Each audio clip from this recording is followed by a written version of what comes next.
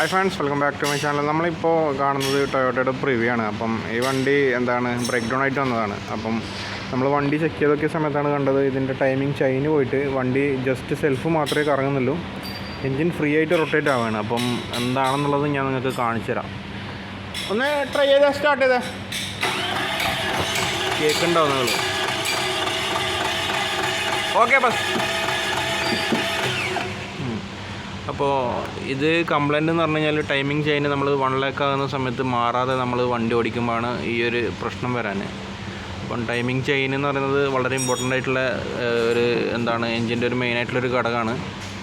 അത് ഓരോ ലക്ഷം കിലോമീറ്റർ ആകുമ്പം അതിൻ്റെ സർവീസും കാര്യങ്ങളൊക്കെ ചെയ്യണം. അപ്പോൾ അത് ചെയ്യാതെ വണ്ടി ഓടിക്കുമ്പോഴാണ് നമ്മൾ ടൈമിംഗ് ചെയിൻ പൊട്ടിയിട്ട് ഇതുപോലത്തെ വലിയ എക്സ്പെൻസീവ് ആയിട്ടുള്ള വർക്കൊക്കെ വരാൻ.